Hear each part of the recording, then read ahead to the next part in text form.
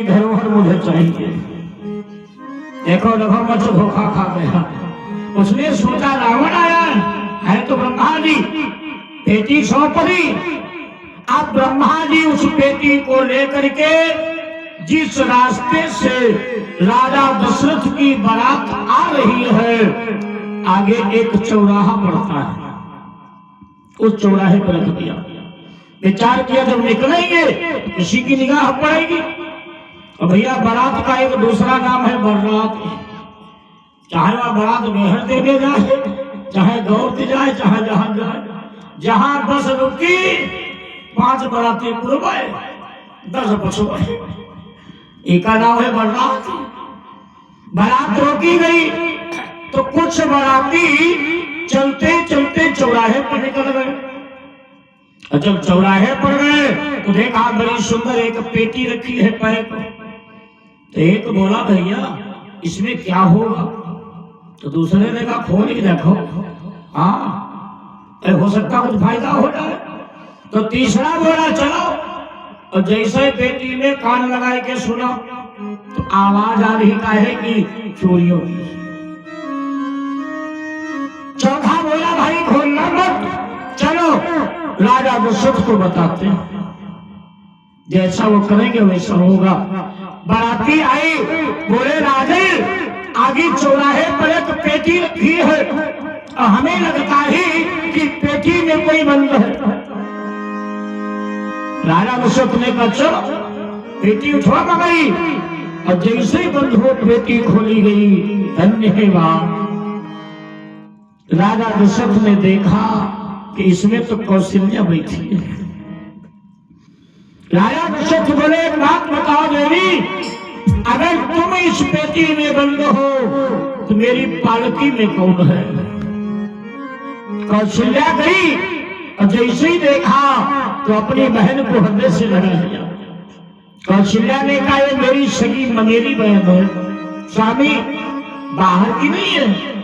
दशरथ जी बोले बात तो नहीं है, मान लो अगर तुम न मिलती हमें तो मेरा रघुवंश का नाम कलंकित तो हो जाता।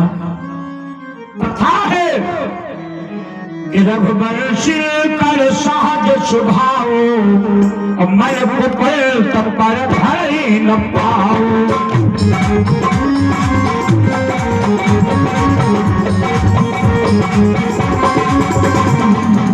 रघुवंश कर सहज स्वभाव,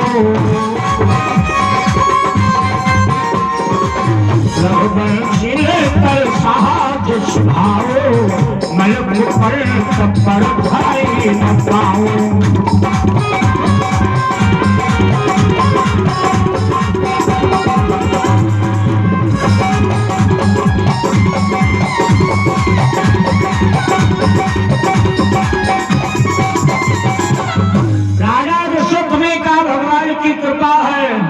जो मेरी मर्यादा बच गई, नहीं ये तो कुंवारी है ना।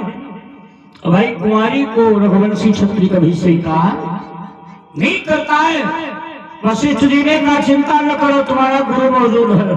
हाँ इसीलिए गुरु किया जाता है। राजा दशरथ बोले प्रभु का आदेश। दशरथ जी से वशिष्ठ बोले आदेश कहेगा, इसी जगह खम्भ गाड़ो। हाँ भाई इसके पिता ने भेजा है कुछ हृदय में खुशी लेकर, वापस नहीं जाना ठीक है।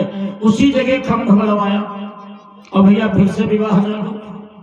जहां गुरु मौजूद हो हर समस्या का निदान। वशिष्ठ जी महाराज विवाह करवा रहे थे, सुमित्रा के साथ घावरे पड़ रही है।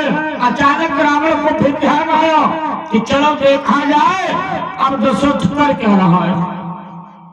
तो जैसे ध्यान धर के देखा तो रास्ते में भौरी को नहीं। रावण ने उठाया अपना धनुष, भाई मायावी तो है, विचार किया मैं राजा को ही समाप्त कर दूंगा। तुम ना रहेंगे बांसुरी ना बाजेगा राग। और जैसे ही धनुष पर बाण चढ़ाया, धन्य है वाले वशिष्ठ जैसा ज्ञानी।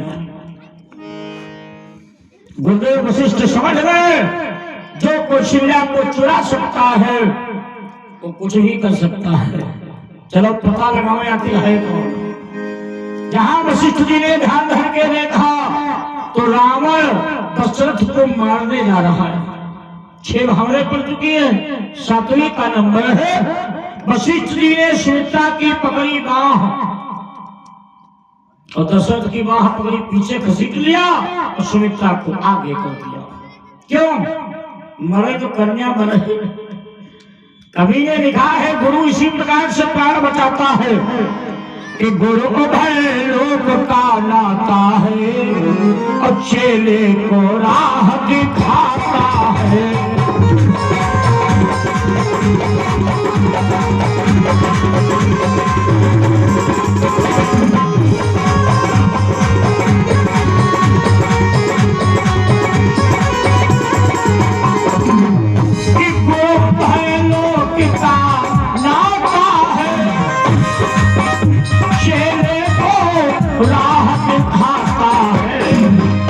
जिस चेले का गुरु ही न रहा, जिस चेले का गुरु ही न रहा, वह कष्टभागी हो।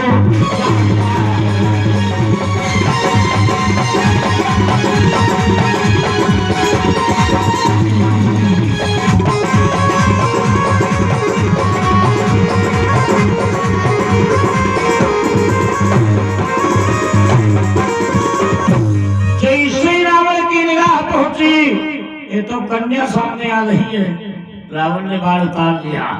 विचार क्या देखा जाएगा।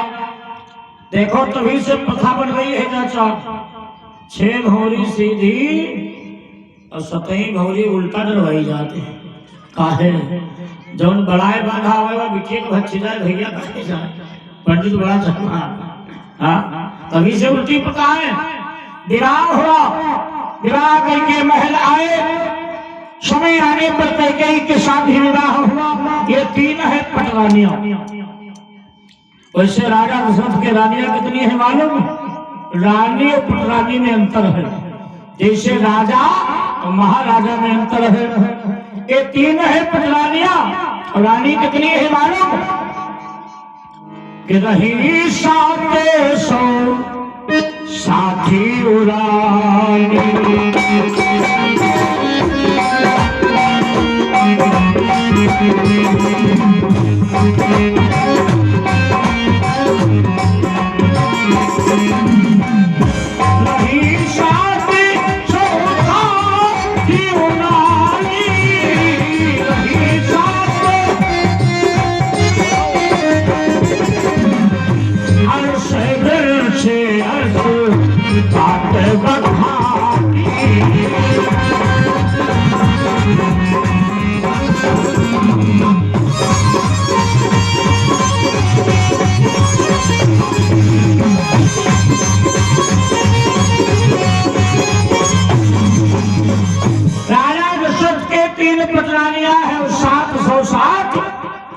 रानी को हो गई 763। धन्य है। धीरे धीरे गृहस्थी बस गई। और उधर जिसको कहते हो मिथिलापुरी, भाई जब तक बिरवा नहीं लगाओगे फल कहां से आएगा। मिथिलापुरी के राजा कौन है मालूम? जिनका नाम है निमि। राजा निमि 3 भाई हैं, निमि दंडक विकुक्ष। तो एक दिन राजा निमि ने यज्ञ किया। यज्ञ की तारीख निश्चित हुई। अब आचार्य किससे बनाया? महाराज वशिष्ठ जी को। तो गुरुदेव वशिष्ठ बोले राजन, जिस दिन आपके यहाँ आरंभ है उस दिन यहाँ समापन है यज्ञ का। तो एक काम करना, समय से जब आ जाऊंगा तो आपका यज्ञ आरंभ हो जाएगा। भाई सहमति हो गई, लेकिन वहां पूर्णाहुति में विलंब हो गया। और राजा निमि ने क्या किया मालूम? दूसरे आचार्य को बुला लिया, सूचना नहीं दी। कभी लिखता है, कभी कभी ऐसे आदमी धोखा खाता है। दूसरे आचार्य को बुला लिया, यज्ञ आरंभ हो गया। और वशिष्ठ जी महाराज जब उधर से वापस लौटे, क्योंकि यज्ञ करवाना था ना, यहाँ जब आए तो यज्ञ चल रहा है। वशिष्ठ जी महाराज बोले राजा निमि, ये तुमने क्या किया? मान लो अगर दूसरा आचार्य बुला लिया था तो एक बार हमें सूचना दे देते, भाई समय क्यों नष्ट होता। तो राजा निमि को अहंकार बन गया। तो राजा निमि बोले मैं राजा हूं, इच्छा होगी उसे बुलाऊंगा। अच्छा वशिष्ठ जी कहां दबने वाले, ब्रह्मा के पुत्र हैं। वशिष्ठ जी को भी क्रोध आ गया। और कभी लिखता है जब विप्र को क्रोध आता है फिर उसे कोई संभाल नहीं पाता है कि तब बाल विप्र सदा बरिया।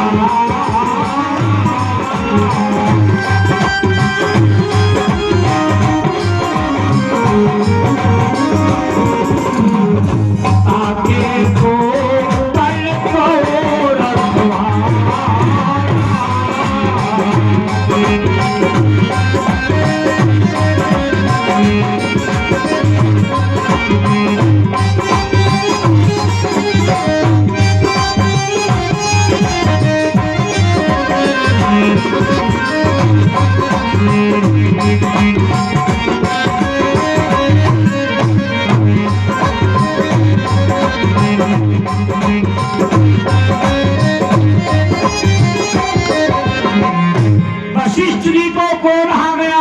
वशिष्ठ जी बोले राजा निमि मैं तुम्हें श्राप दे रहा हूं, तुम्हारी मौत हो जाए।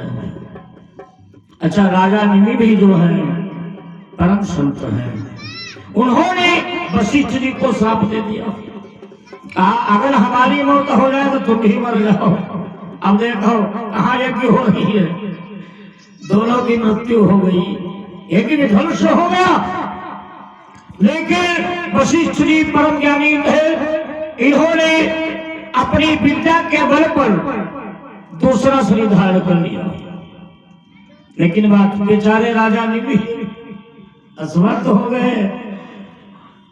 भक्तों ने निवेदन किया गुरुदेव आखिर यज्ञ पूरा कैसे होगा, यज्ञ अधूरा छोड़ा नहीं जाता। भैया तो कार्य करो ना, और कार्य करो तो पूरा होना चाहिए। वशिष्ठ जी ने कहा चिंता न करो, जिस कार्य को ब्रह्मा नहीं कर सकते हमारे पिताजी, उस कार्य को मैं भी कर सकता हूं। कैसे, यज्ञ नहीं भी ध्वंस होगा। राजा निमि का जो शरीर पड़ा था उसके दाहिने अंग का मंथन किया, ध्यान दीजिए, शरीर का मंथन किया। अब मंथन करके बड़ा सुंदर एक पुत्र उत्पन्न किया। प्रेम से बोले श्री रंधर महाराज की। बालक का जन्म हुआ, शीर कहते हैं रक्त को, रक्त के द्वारा उत्पत्ति हुई और आश्चर्य होने के कारण इनका नाम पड़ गया जगत। विदेह उस शरीर से थोड़ी उत्पत्ति हुई, गर्भ से मंत्र के द्वारा हुई, इसलिए विदेह मिथिला आदि डिगरिया बालक बनाया। यजमान तैयार हो गया, आप यज्ञ आरंभ करो। तो राजा निमि जितकारी मारी के रोए प्रभु क्या हम ऐसे भटकते रहे। गुरु जी ने कहा चिंता न करो, जिससे हम मान सकते हैं उसे बचा भी सकते हैं। इसीलिए तो भैया देवता डरते हैं ब्राह्मणों को। अगर ब्राह्मण गड़बड़ कह दे तो देवता भूखे मर जाए, बात सत्य है। वशिष्ठ जी ने राजा निमि को निवास जानते हो कहां पर दिया, ये जो हमारी आपकी पलकें हैं माता पलक, इन पर उन्हीं की कृपा से ये पलकें गिरती हैं और उठती हैं।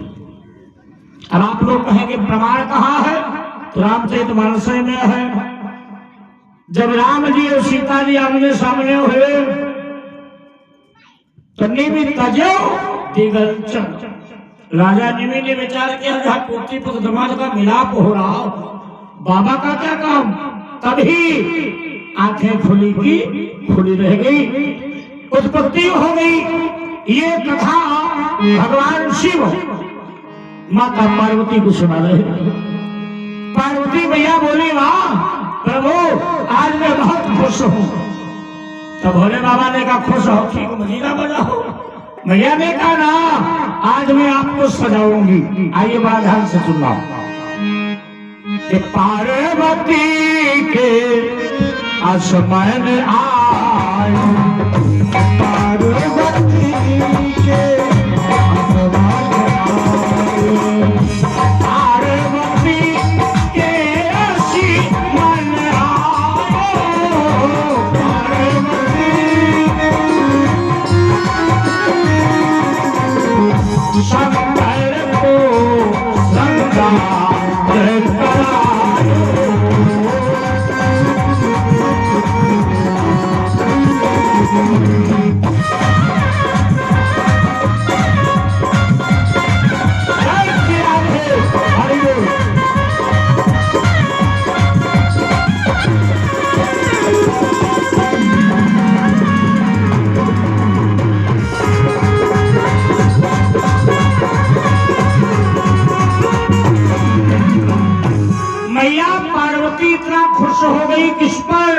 अपने पति भोले बाबा पर, क्योंकि कथा भोले बाबा सुना रहे हैं ना।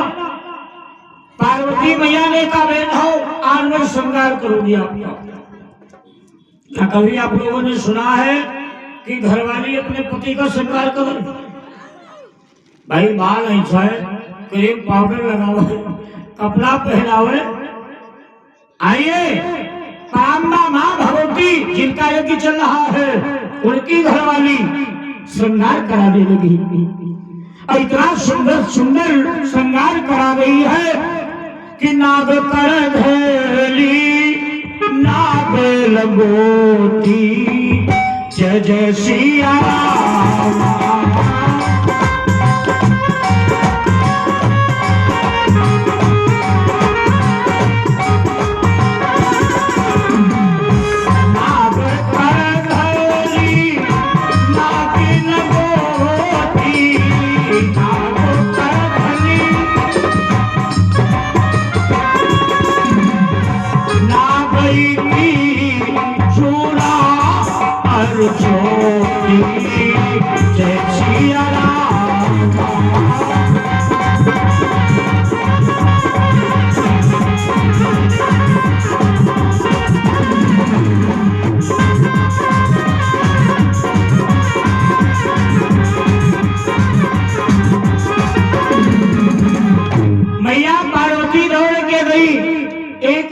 पकड़ लाया और अपने पति की जटाओं को संभाला।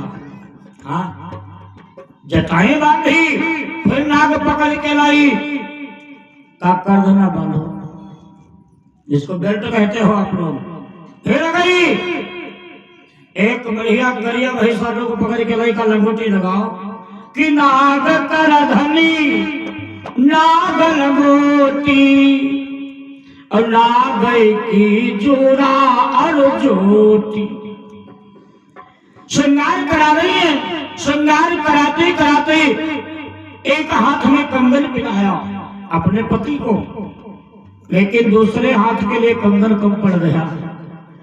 विचार किया अब कौन सांप पकड़ के लाऊं। जितने सांप थे किसी को जनेऊ बनाया, किसी को भुजदंड में लपेटा, किसी का कंगन बनाया, किसी का कमर बिछुआ बनाया। आज तब तरंग धार आ गया। एक नाग भी है, कौन? इसका नाम है शेष नाग। और शेष उसे नहीं कहते हैं जहां पर गिनती पूरी हो, ध्यान दीजिए, उसे गौरांग कहते हैं। और जहां पर गिनती कम हो उसे कहा गया है शेष। जब भाग लगाते हो तो कितना बचा? एक शेष, उसे शेष कहते हैं। मैया पार्वती गई और शेष नाग को पकड़ के लाई और भगवान शिव की कलाई में लपेटने लगी। और लपेटने के बाद गांठ भी तो लगा दी है। कोई चीज हाथ में बांधते हो तो गांठ नहीं लगाते हो, तब तो रुकेगी। अब पार्वती जी ने शेषनाग की पूंछ पकड़ी और मुंह पकड़ा। अब देखो गांठ लगाने जा रही है। अच्छा जिसका मुंह पकड़ के इठोगे रोएगा नहीं। जैसे गांठ लगाने लगी शेष जी बड़ी जोर चिल्लाए कि पकड़ी पोछ मुख की जब ही सिया लगाई गांठ। और तब यकुलाने शेष जी भई ये बिच ठाठ।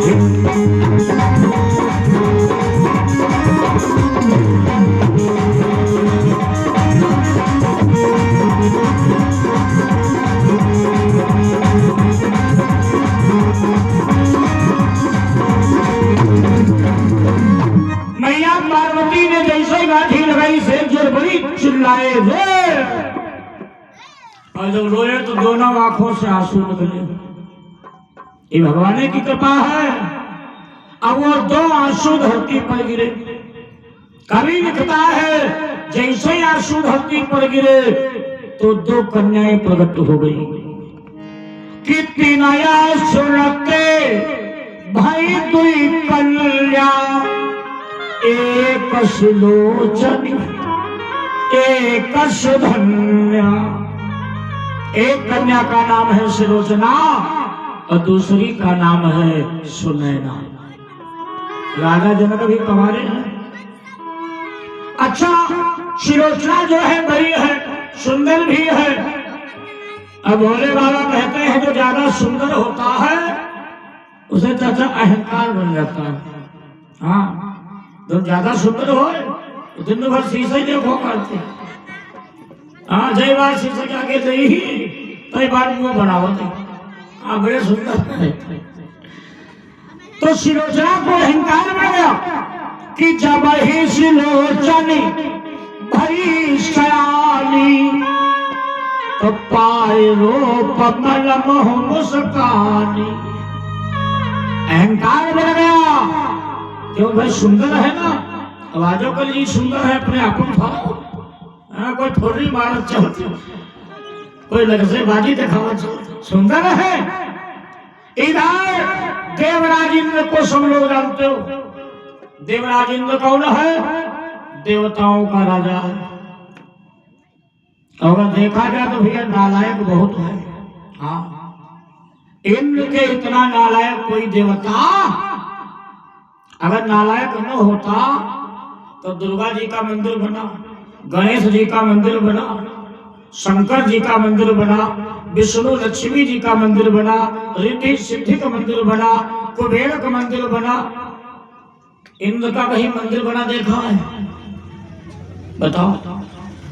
मंदिर उसका बनता है जिसका चरित्र बढ़िया होता है। राम का चित्र क्यों पूजनीय है? राम का चरित्र अच्छा था। आप सब लोग जानते हो गौतम ऋषि वाली बात, वो तो नहीं बताएंगे हम। गौतम ऋषि ने खुद साप दिया था, जाओ तुम्हारे पूरे शरीर में प्रेम से बोलिए गोविंद भगवान। तो इंद्र कहीं मुंह दिखाने वाला नहीं बचा। वही इंद्र आकाश मार्ग में जा रहा था। अब इधर से शिलोचना भी टहल रही है। और जहां इंद्र ने शिलोचना को देखा, हे दौड़ा, और शिलोचना का हाथ पकड़ लिया। और जहां शिलोचना का हाथ पकड़ा तो उधर लंका से रावण का एक बेटा जिसका नाम है मेघनाद, वो भी टहलने निकला था। आकाश मार्ग में जा रहा था। जब इंद्र ने हाथ पकड़ा तो कन्या बड़ी तो चिल्लाई कि बड़वा चोला तो धीरे जो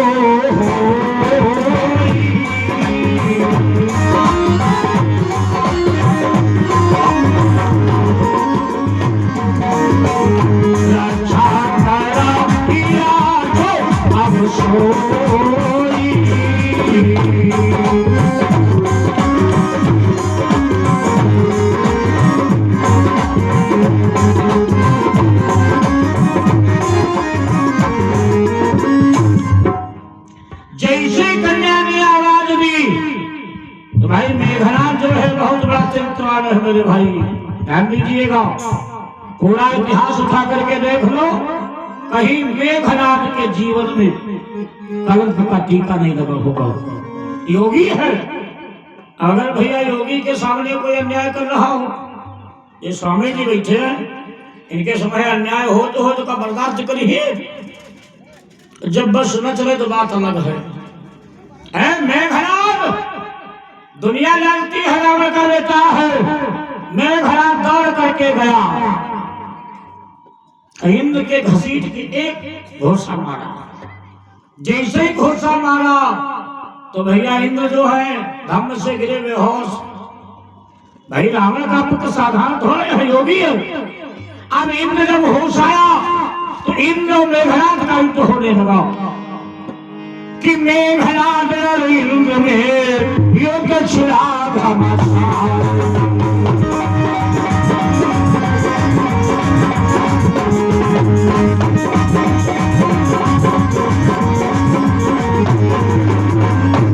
कि मेघनाद और इंद्र में युद्ध होने लगा। लेकिन मेघनाद थोड़ा कमजोर पड़ रहा है। इंद्र ने मेघनाद को उठाया, इतनी तेजी से फेंका कि मेघनाद जा करके पातालपुरी में धाम से गिरा। तो जैसे पातालपुरी में गिरा मेघनाथ, एक बात और बता दें, बड़े आदमी के भैंस खो जाए तो मीडियो ढूंढे लगता भैया, गरीब क्या चाहे हाथी खो जाए बोलो कोई ढूंढता है। आपने सुना होगा भैंसी खोई नहीं, इतना तो हल्का बचा। तो बड़े व्यक्ति की संतान को भी लोग पहचानते हैं। अब है विधायक जी का लड़का क्षेत्र में आ जाए तो सब कहे हाँ बोले होगा विधायक जी का भैया है। ध्यान दीजिए, नागों ने देखा कहा भैया ये लंका का निवासी है, ये बलवान रावण का पुत्र है। ये सूचना बासुकी नाग को मिली, भाई राजा है। बासुकी नाग आए, मेघनाथ को चेतना में किया। जब मेघनाथ होश में आया, भाई बलवान था। एक बात और बता दें, जब बलवान का बेटा कहीं मारा जाता है एक फुर्रत समा जाती शरीर में कि जब तक हम बदला नहीं ले लेंगे तब तक नहीं मानेंगे। तो विधायक छोड़ दो, प्रधान के लेकर झगड़ा देंगे। देखो हाँ अहम है। मेघनाथ बोला है बासुकी नाग, अब मैं लंका नहीं जाऊंगा। क्यों? कि सच्चा ब्राह्मण सच्चा क्षत्रिय अपमान सहन कब करता है। अब ऐसे दसों को लग करके वह साल्ट कहाँ रह सकता है।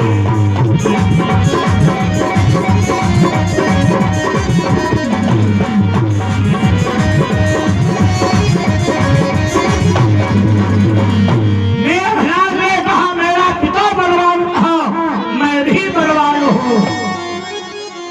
और जो बलवान होता है वही हो, कवि ने लिखा है कि है शोर वही है वीर वही, जो रण में जाकर ललकारे।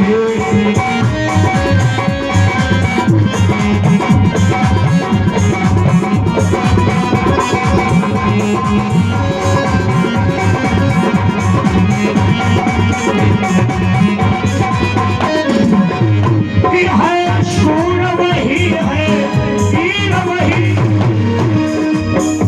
जो रण में जाकर ललकारे।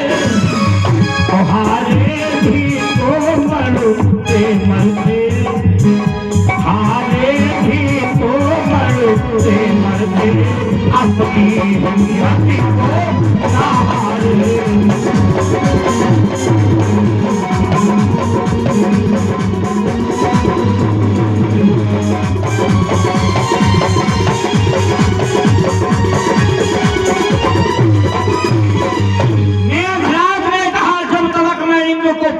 नहीं कर लूंगा तब तक लंका नगरी को वापस नहीं जाऊंगा। तो बासुकी नाग बोले बेटा अगर इंद्र को परास्त करना है तो जाओ ब्रह्मा जी की तपस्या करो, और जब तपस्या पूरी हो जाए तो ब्रह्मा जी से ब्रह्मास्त्र मांग लेना। उसी ब्रह्मास्त्र के आगे इंद्र परास्त हो सकता है, बाकी कोई नहीं परास्त कर सकता। भाई मेघनाथ के अंदर ग्रांड बन गई। अगर विधायक का लड़का को हम मारो जाए आजा तो क्या वो शांत बैठेगा? जब तक बदला नहीं ले लेगा। अच्छा बताओ रावण किस नाम से डाल कम है, जिसका तीनों लोकों में झंडा लहराता हो और उसका बेटा कोई मारे। हाँ मेघनाथ गया, ब्रह्मा जी की घनघोर तपस्या की, इतनी घनघोर तपस्या की ब्रह्मा जी प्रसन्न हो गए, वरदान देने आए, आवाज दी कि हे भक्त मांग, हे वीर मांग, जो मांगेगा सो पाएगा।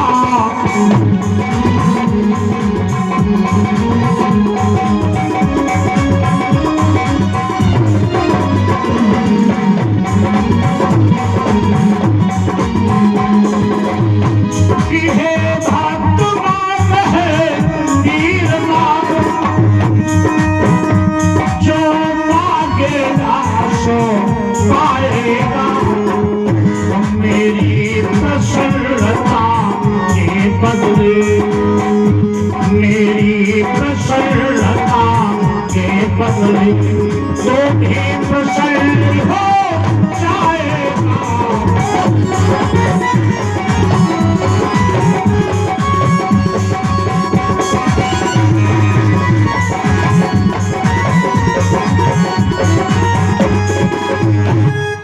ब्रह्मा जी ने कहा पुत्र वरदान मांगो, तो मेघनाद बोला हमें ब्रह्मास्त्र चाहिए। ब्रह्मा जी ने दिया तथास्तु। वही ब्रह्मास्त्र लेकर के अब मेघनाद कहां पहुंचा मालूम? देवराज इंद्र के वहां। इंद्र को ललकारा। भाई तपस्या की कुछ समय लगा होगा, और कवि लिखता है क्रोध दिखाना नहीं चाहिए, क्रोध को पालना चाहिए। अगर किसी पर क्रोध कभी आ जाए तो क्रोध को पालना सीखो, समय की प्रतीक्षा करो और समय आने पर उसका प्रयोग करो, तब विजय मिलेगी। मेघनाद ने इंद्र को ललकारा, ऐ देवराज इंद्र कि सच्चे योद्धा कहलाते हो तो सम्राट में आ जाओ। हम मैं भी देखो कितना बल है, अपना बल पौरुष दिखला।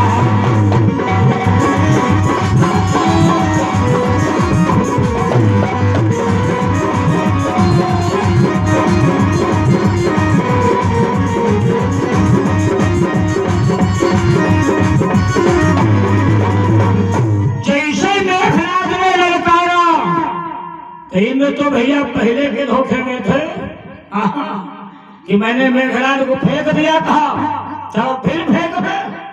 लेकिन आज मेघनाद के पास शक्ति मौजूद है। ध्यान दीजिएगा, इंद्र आए, घमासान आरंभ हुआ कि अगली बार जब इंद्र ही मारे मेघनाद पानी पहुंचा।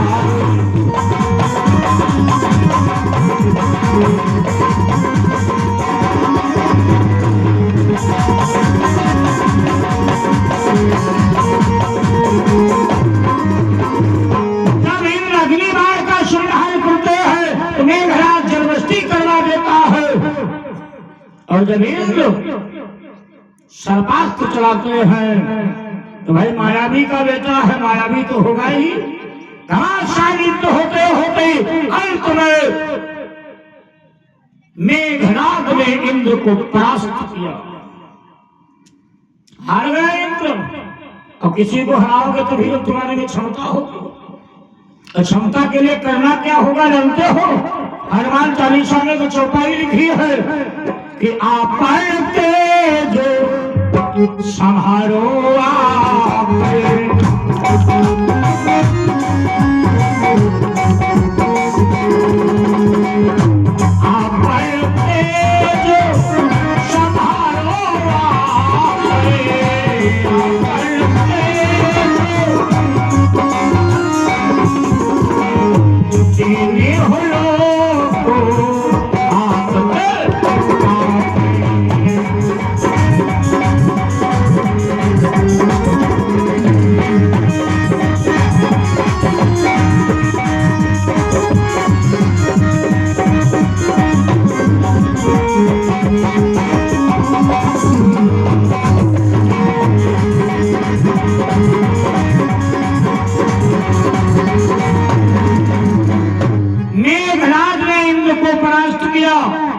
लंका चला गया। लेकिन एक बात कवि लिखता है, इतना घाव बाण मारो नहीं होता है जितना भैया बड़ा घाव नजर का होता है। ध्यान दीजिएगा,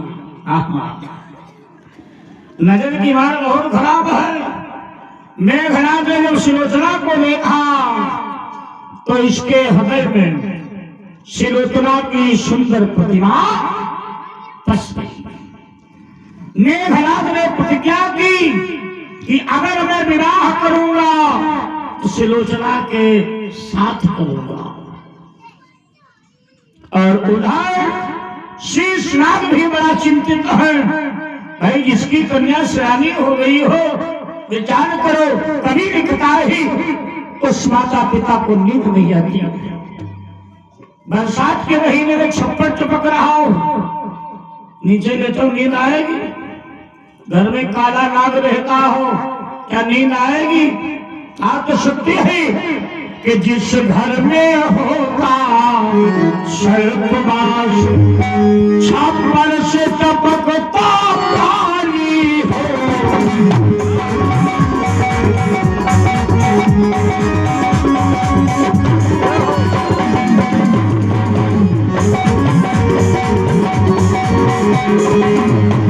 जिस घर में होता सर्पवास,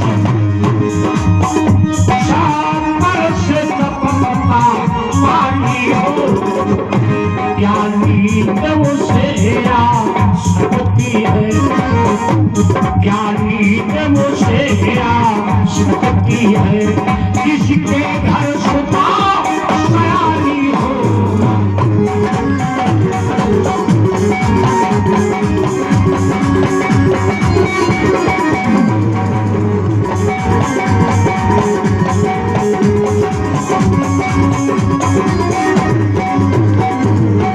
आप बेचारे शेषनाग बड़ा चिंतित है कि हम कन्या का विवाह करें कहाँ। आइए इतने लोग बैठे हो, कहीं भी बिटिया के लिए वर देखने जाना तो रामचरितमानस में लिखा है 4 चीजें देखना चाहिए। मालूम कौन? कि जो घर पर कुल कोई रोपा तो करिया विवाह, सुता अनुरूपा। नंबर 1 क्या देखना है? घर भाई कच्चा बना हो या पक्का हो, लेकिन होना चाहिए। और दूसरे नंबर में क्या देखोगे? होने वाला दामाद बड़ो। अब ये नहीं बाबा दरवाजे बैठे बुढ़ापा। आप गए, कहा बाबा पोता कहाँ गया? तो बाबा ने पूछा कौन हो? तो आपने बताया कि हम भाई विवाह देखने आए। तो बाबा बड़े गर्व से बोले पोता बीए पढ़ा। बीए? तो बाबा की बात मत मानना, एक बार पता भी लगा लेना पोता बीए पढ़ा है कि अर्थाने चौराहे पर बीए पढ़ा है। अगर पता नहीं लगाओगे तो कन्या का जीवन नरक हो जाएगा। और तीसरी चीज, अगर आपकी बेटी सुंदर है, बालक का ननिहाल कहाँ पता लगाओ।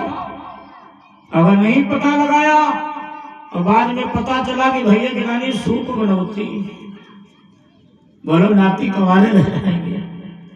चौथी चीज, अगर बिटिया सुंदर है तुम्हारी तो दामाद भी सुंदर होना चाहिए।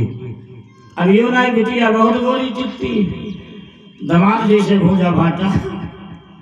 मान लो तुमने लालच में विवाह कर दिया तो जिंदगी भर बिटिया दामाद में झगड़ा होगा। दामाद कहीं हटू भरोई, बिटिया कहीं हटू करूआ। तो शेषनाग बड़ा चिंता में फंसे हैं और उधर मेघनाद संकल्प ले चुका है कि विवाह करूंगा तो सुलोचना से करूंगा। मेघनाद ने सेना तैयार की और जा करके पातालपुरी पे आक्रमण बोल दिया। अच्छा, जब आक्रमण बोल दिया तो शेष तो किले शांत बैठे थे, बेचारे हार गए।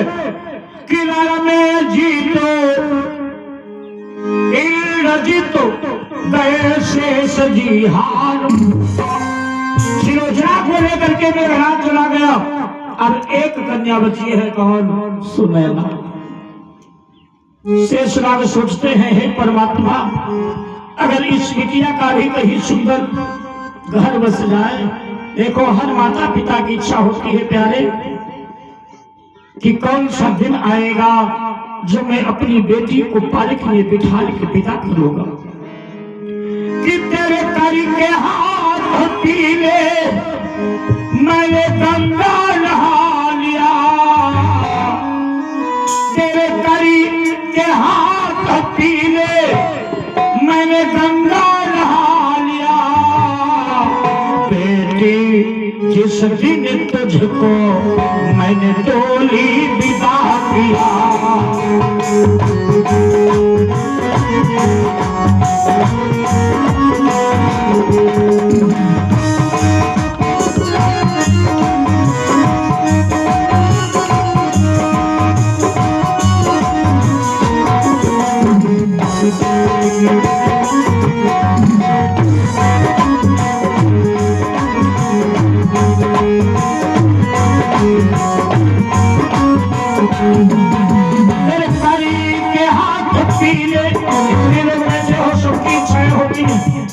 चाहे भाई हो या पिता हो, तेरे कारी के हाथ पीले मैंने गंगा नहा लिया, तेरी जिस दिन तुझको मैंने डोली बिठा लिया।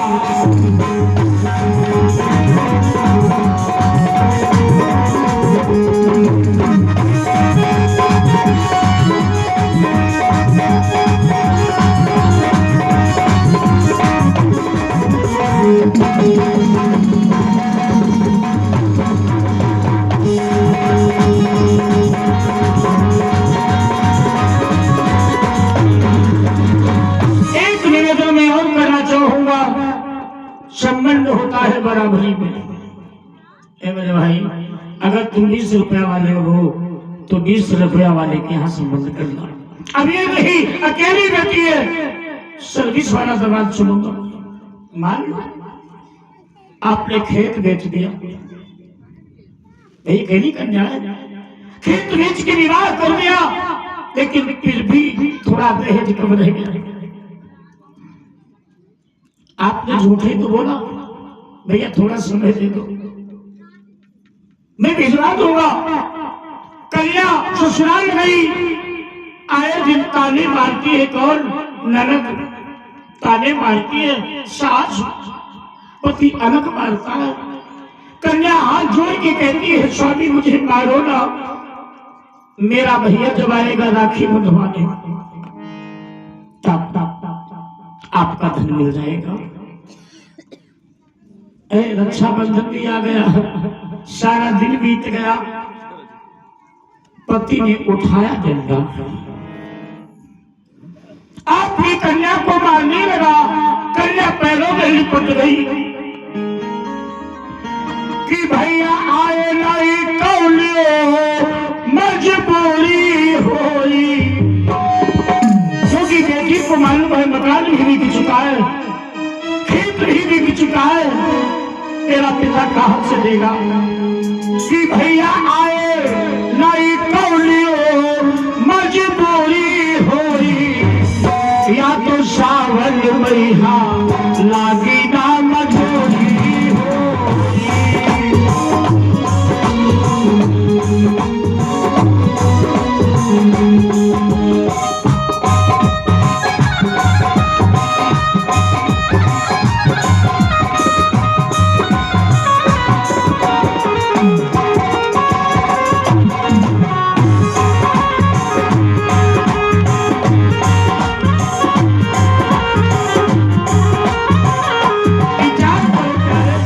ऐसा विवाह करने से क्या लाभ है?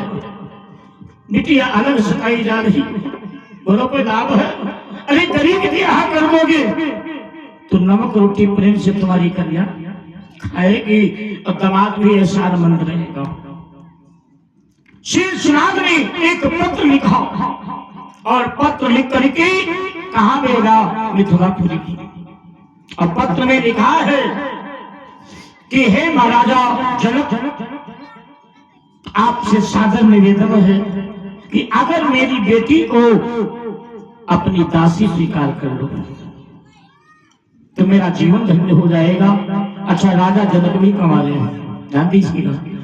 सुखती में गई, राजा जनक को बारात लेकर के आई, विधिवत विवाह हुआ। और इधर मेरा ध्यान दीजिए, अयोध्या में क्या हो रहा है? रावण उधर अत्याचार फैला रहा है।